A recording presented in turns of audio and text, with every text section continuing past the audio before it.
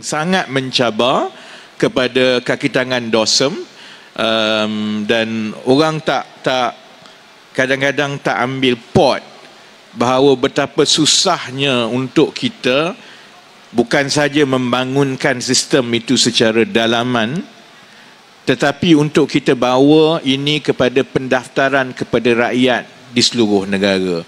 Yang mendaftar sendiri itu tak apalah, tapi kepada kumpulan rentan yang perlu kita turun sampai masuk ke kampung-kampung untuk mendapat pendaftaran sedemikian rupa. Kerana kalau padu fasa pertama itu tidak mencapai tahap yang ada sekarang, maka banyak perkara yang kita bincang sebelum ini tidak dapat dilaksanakan. Jadi kita insya-Allah akan masuk ke dalam fasa kedua selepas ini.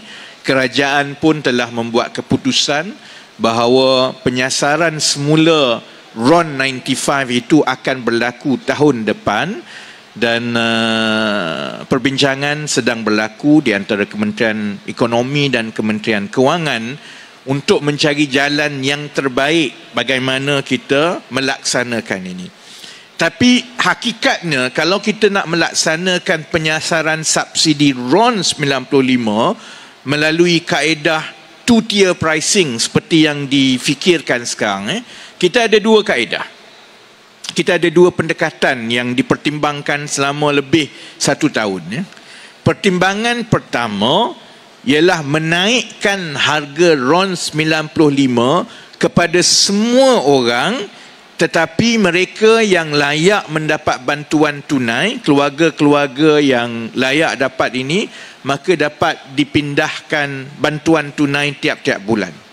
Jadi bantuan tunai itu digunakan untuk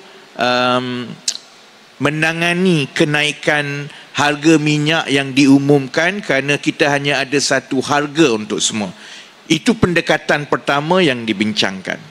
Pendekatan kedua ialah yang mana harga itu hanya naik kepada sekumpulan kecil sahaja, tetapi sebahagian besar rakyat yang lain yang dikira layak untuk mendapat subsidi negara kekal pada harga sedia ada. Kedua-dua ini, dan sekarang ini kerajaan, saya ingat Datuk Seri Anwar telah umumkan dalam belanjawan bahawa secara prinsipnya kerajaan bersetuju untuk mengekalkan harga minyak RON 95 kepada majoriti rakyat, hanya yang tak layak saja, yang kumpulan atasan ini yang perlu membayar harga pasaran. Maksudnya kita akan ada two-tier pricing. Harga pada dua peringkat. Kalau orang biasa pergi ke pump station, dia layak, maka dia kekal bayar macam biasa. Yang tak layak sebab kamu, ialah orang macam saya lah, kan. Jadi orang macam saya, kerana tak layak, kita akan bayar harga pasaran. Pelaksanaan dua-dua pendekatan ini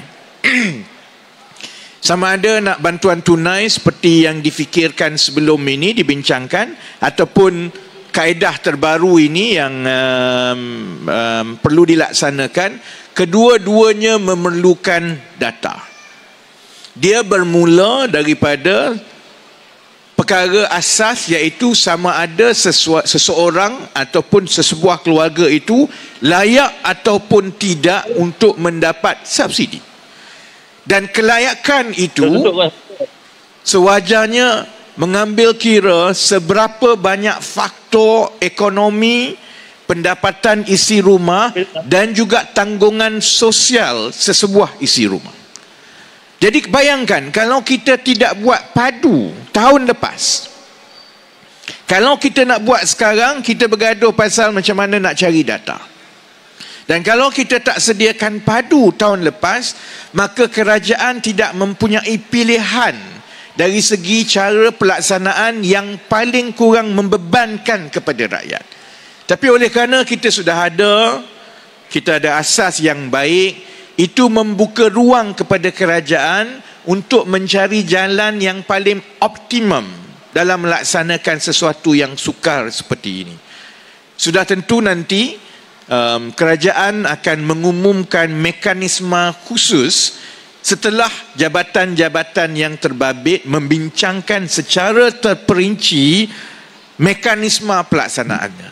Kerana dia juga melibatkan contohnya pump station apabila kita nak melaksanakan two-tier pricing dan kita kena bawa pump station masuk, dan itu insya-Allah saya ingat pada masa yang sesuai akan diumumkan kepada rakyat. Saya berkongsi hari ini supaya kita mengambil masa beberapa bulan ini untuk memberi pencerahan secara beransur-ansur kepada rakyat. Dan ini juga saya ambil kesempatan macam saya sebut tadi untuk mengucapkan terima kasih kepada semua yang telah membantu, daripada DOSM, daripada conceptual planning, kepada operational implementation, kepada post data construction untuk kita mengenal pasti isi rumah keluarga, kekangan mereka, dan untuk kita membuat statistical reporting, dan yang itulah yang membolehkan kerajaan membuat keputusan. Dan saya ucap terima kasih pada hari ini kerana lepas ini saya nak minta buat kerja lagi. Lepas kita dah buat keputusan, now we have to implement. Jadi selepas habis banci pertanian, lepas ni sambung kerja baru, insya-Allah. Berkenaan dengan banci pertanian, sekali lagi kalau sahabat-sahabat di DOSM ingat, dia juga salah satu pet subjek saya. Dan saya bersama-sama dengan Datuk Seri Uzi dan kepimpinan DOSM daripada awal sehinggalah soft launch, sehinggalah launch, dan sekarang ini saya tak sabar-sabar nak tengok laporan dia. Sebabnya ialah kerana pertanian moden adalah salah satu daripada sektor yang telah dikenal pasti sebagai sektor strategik negara.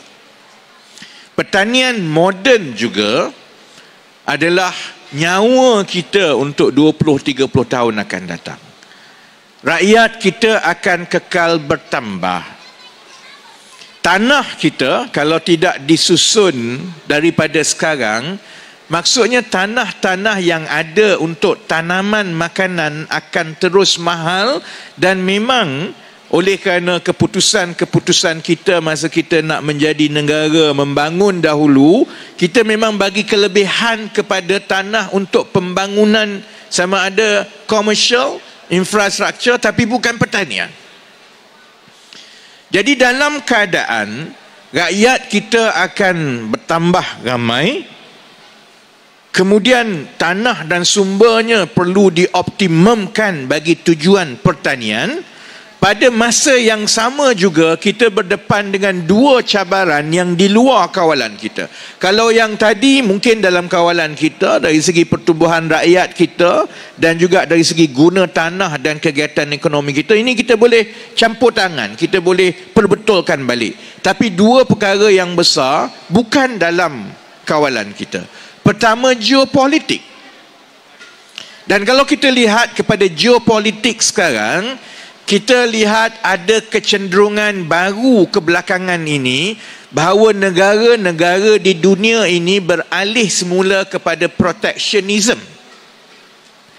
Dan kesan itu kepada harga barang dan ketersediaan makanan di Malaysia ini kita dah rasa dalam tempoh 20 bulan yang lepas.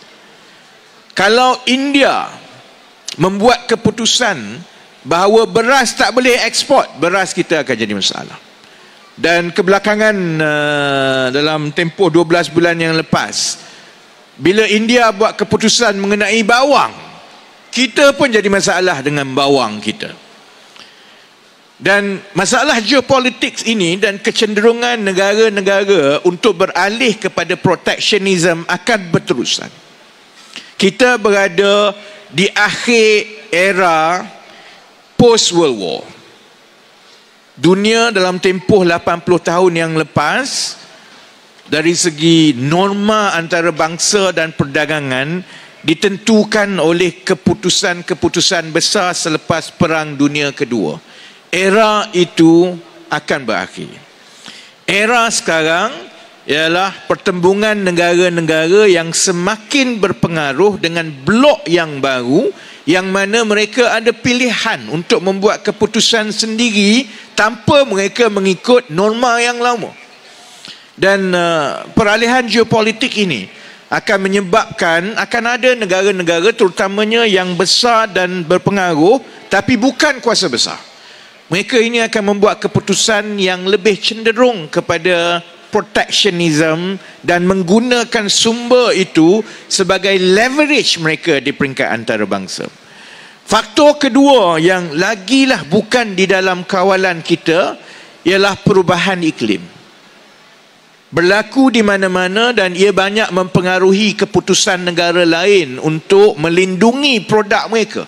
Yang berlaku banjir, kita kena. Banjir tempat lain, kita kena sebab mereka tak lagi ingin mengekspor. Yang itu akan terus berlaku, malah kesannya kepada yield kita di Malaysia pun semakin ketara, terutamanya dari segi penanaman padi. Kalau dulu kita tak payah bimbang pasal kemarau ke, banjir ke, sekarang ini perancangan pertanian terutamanya yang melibatkan pertanian utama seperti beras perlu mengambil kira sepenuhnya soal perubahan iklim, kerana dia akan ada kesan yang panjang. Dan kalau nak sebut perubahan iklim ini kepada pesawah-pesawah, suruh pakcik-pakcik yang jaga pesawah ini ambil kira pasal perubahan iklim semua, manalah dia ada masa dan sumber nak buatnya. Soal melindungi sektor pertanian kita daripada perubahan iklim perlu bermula daripada kerajaan.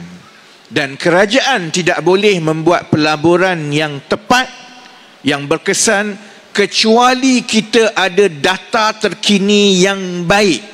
Jadi sebab itu banci pertanian 2024 ini sebenarnya cukup penting untuk generasi yang akan datang. Beberapa perkara untuk melindungi kita soal pertanian yang mampan ini telah pun kerajaan buat. Saya tahu kalau di kalangan rakyat ramai yang beratur memohon untuk menjadi petani moden. Kementerian Ekonomi melalui Intan, Kementerian Pertanian pun mempercepatkan usaha menawarkan geran kepada usahawan tani. Maksudnya dari segi menyediakan infrastruktur dan pelaburan itu telah pun berlaku.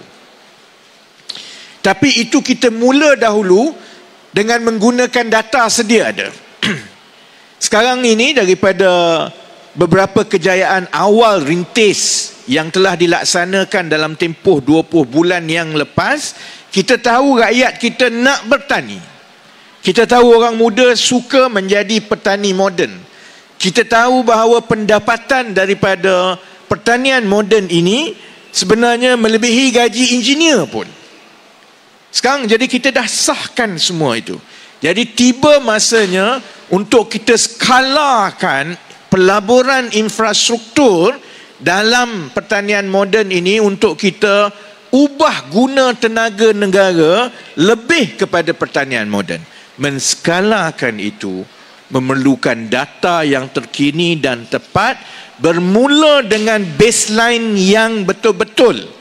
Kalau tidak, kalau kita menggunakan baseline yang lama, maka itu akan menyebabkan ketirisan dan ketidakcekapan. Jadi insya-Allah banci pertanian itu akan membolehkan kerajaan menggunakan asas sedia ada, dan di peringkat Kementerian Ekonomi membolehkan kami untuk mengatur pelaburan negara dalam tempoh 5-10 tahun akan datang untuk dialihkan untuk membina satu sektor pertanian yang mampan dan mula secara terperinci menaikkan SSR bagi setiap tanaman dan juga ternakan. Dan satu perkara yang saya tak sabar pasal banci pertanian ini ialah kerana kita tahu kita ada masalah supply chain dalam negara kita. Sebab itu kalau orang tanam, tanya orang, dia tanam, dia jual, X farm harga dia katakanlah RM4 sekilo. Bila sampai ke pasaran, dekat orang beli, dia jadi kadang-kadang satu kali ganda, kadang-kadang 150% pun ada. Daripada RM4 sekilo, bila orang beli jadi RM10 sekilo. Masalah dia ialah supply chain. Jadi banci pertanian ini insya-Allah memberi data terkini kepada kita supaya Kementerian Ekonomi, Kementerian Pertanian dan juga DOSM kita boleh crack this supply chain problem. Dan harapan saya apabila kita dalam tempoh 1 tahun ini, satu lagi pet project saya ialah untuk memperkenalkan price transparency across supply chain untuk bahan makanan supaya rakyat boleh tahu dekat mana sebenarnya yang mahal ini dan harga pasaran terbaik di kawasan mereka bagi setiap bahan makanan mentah yang ada. Itu membantu rakyat bila dia pergi kedai, dia boleh tanya orang, kenapa kamu jual ni sampai banyak ini?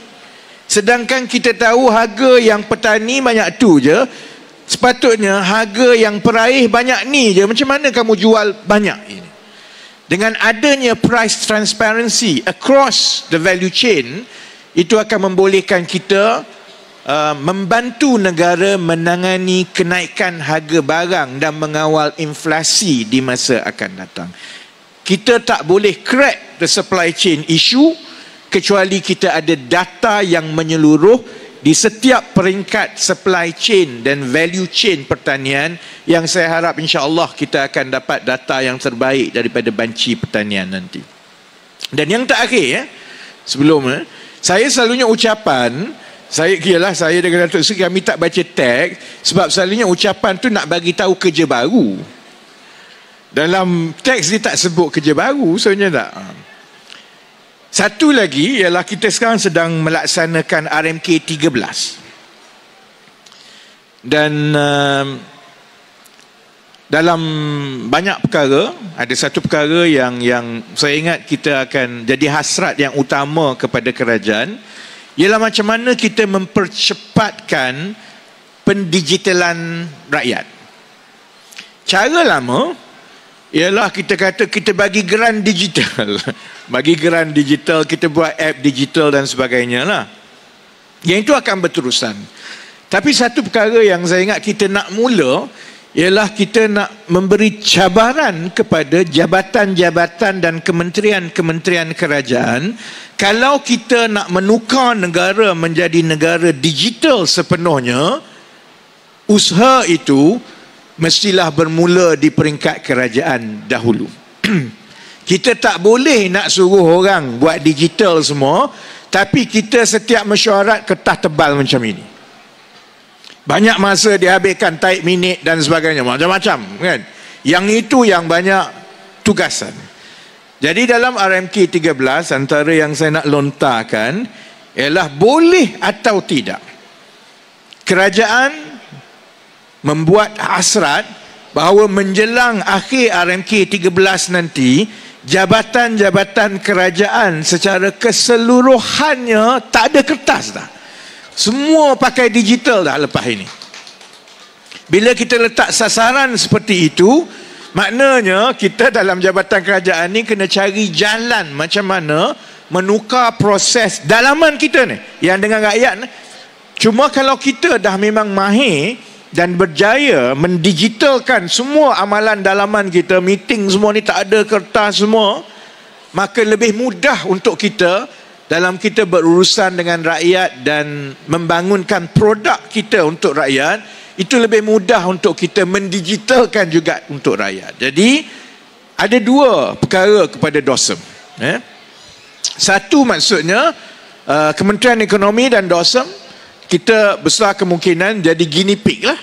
Kita nak suruh orang buat, kita kena buat dulu. Jadi kita kena tengok macam mana kita nak mendigitalkan seluruh amalan dalaman kita.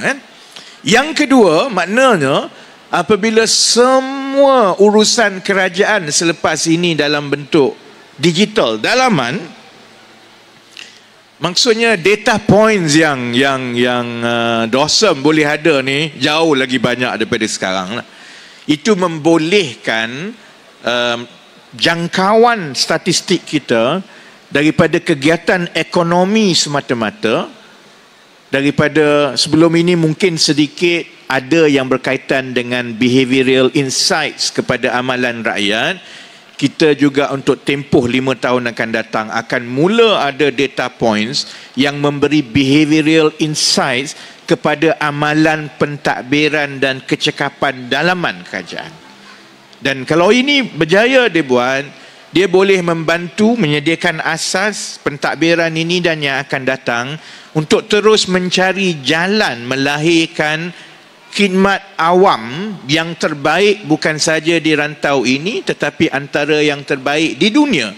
Kerana with data dan kita boleh buat intervention, dan yang saya selalu sebut, what doesn't get tracked doesn't get done.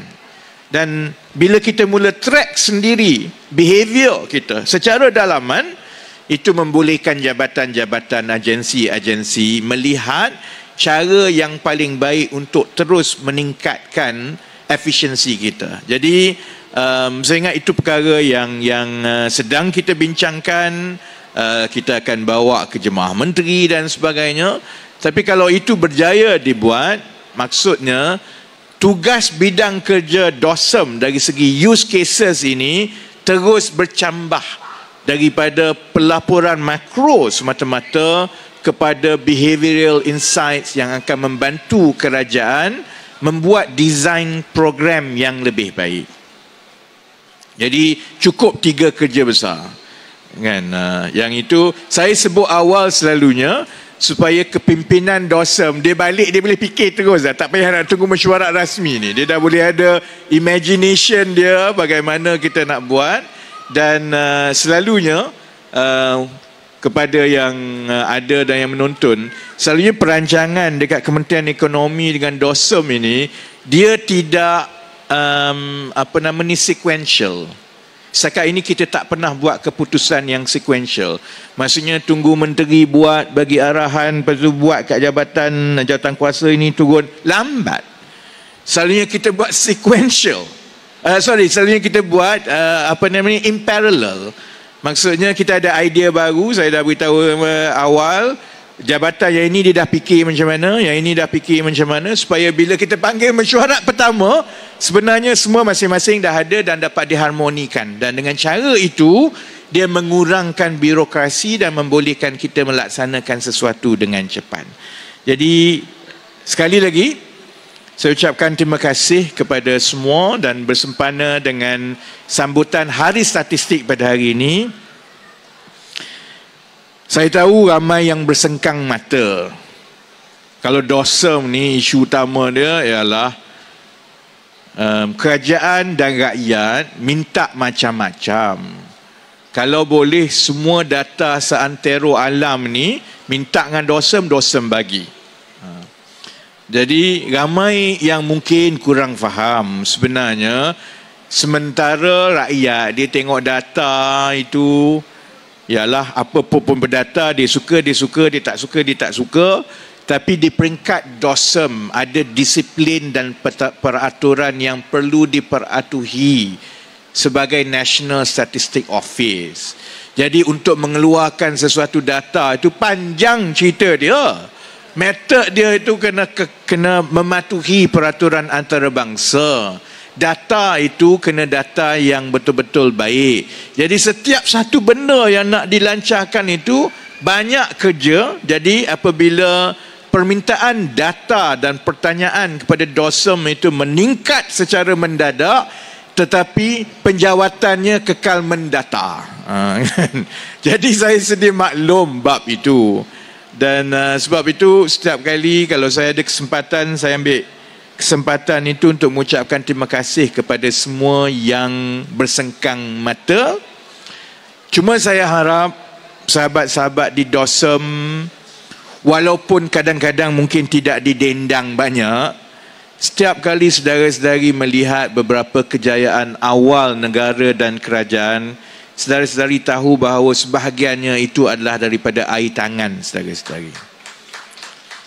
Tanpa air tangan dan tanpa lampu suluh awal, tanpa data yang diberikan, banyak benda yang kita usahakan sekarang ini susah nak berjalan. Dan tapi biasalah masalah National Statistic Office di mana-mana, masa hidup, masa ada, public will always take it for granted. Orang akan kira memang itu kerja kau, kan? Bila tak ada baru dia menggagau dan mencari, kan? Jadi saya kira anggaplah itu sebagai asam garam tugas kita dan sebagai hasrat kita untuk membina negara for national service. Kita kena teruskan momentum kita ini dekat DOSM, dekat kerajaan untuk terus menggunakan data untuk membantu kita mentadbir negara dan membangunkan khidmat-khidmat kerajaan yang berasaskan kepada data. Jadi insya-Allah kita akan jumpa di Pulau Pinang untuk sambutan di Jubli apa saya Jubli ni selalu tertukar. Jubli Intan, 75 tahun Jubli Intan DOSM yang akan dirasmikan oleh Yang Amat Berhormat Perdana Menteri sendiri. Dan pada hari ini kita kira soft launch, dan saya berterima kasih juga kepada Perbadanan Putrajaya. Dengan kerjasama ini kita boleh bawa lagi banyak data dan meningkatkan literasi di kalangan rakyat, sebab kalau rakyat tidak ada akses kepada perkara-perkara yang produktif yang dibawa oleh data ini, maka dia tumpu kepada perkara-perkara yang tak produktif dekat TikTok. Saya tak kisah sebenarnya kalau ada orang berbeza pandangan, dia setuju tak nak setuju, itu hak masing-masing. Tapi biarlah berasaskan pertama kepada fakta, kedua berasaskan kepada perkara yang produktif. Kita dahlah ada lebih kurang 30 juta warga negara Malaysia nya. Negara pun tak besar mana. Kita perlukan setiap tenaga rakyat itu untuk kita tumpu kepada perkara-perkara yang produktif. Kalau yang kerajaan buat itu tak kena dari segi pelaksanaan, ada cara yang lebih baik, boleh beritahu. Tapi biar tumpu kepada perkara produktif. Dan itu bila kita bawa data ke peringkat rakyat, kita rakyatkan lebih, maka lebih ramai orang akan dapat pencerahan yang akan celik, supaya pemikiran mereka itu tertumpu kepada perkara produktif dan juga pandangan mereka itu menyumbang kepada menambah baik perkara-perkara yang sedang kita baiki. Jadi terima kasih kepada Perbadanan Putrajaya. InsyaAllah saya harap jangan orang kat sini datang dia pun tak baca juga, sudahlah kan. Kat sini ada teraju, nanti saya suruh orang teraju. Saya spot check nanti dia baca ke tidak yang ada kat bawah ni kan. Jadi akhir sekali kita berdoa supaya berita-berita baik dan landasan baik yang ada setakat ini, negara kita boleh kekal pada landasan ini. Kita sekarang berada di tempat yang istimewa kerana masyarakat antarabangsa semua bertumpu kepada kita. Jadi gunakanlah peluang yang ada ini untuk kita melonjakkan negara, kerana kita perlukan semua bantuan dan semua sumber daripada semua. Dan sumber yang paling baik bermula daripada rakyat, dan rakyat itu akan dapat digerakkan apabila sumber kerajaan daripada jabatan-jabatan, terutamanya jabatan yang penting sebagai nadi data rakyat ini daripada DOSM, akan terus dapat berlari. Jadi terima kasih Zumba pagi ini. Teruslah berzumba dengan data sampailah 2-3 tahun akan datang, lepas satu ke satu. InsyaAllah jasa dan khidmat saudara-saudari akan terus diberkati, dan Allah gandakan lagi dengan kalau tidak kepada kita, kepada anak kita, kepada keluarga kita dan yang lain-lain. Jadi dengan doa itu, saya dengan ini melancarkan sambutan Hari Statistik bagi tahun ini, dan juga pra-pelancaran laman statistik di Sasana Putrajaya pada hari ini. Terima kasih kepada semua yang terlibat. Saya sudahi dengan wabillahi taufiq wal hidayah. Assalamualaikum warahmatullahi wabarakatuh.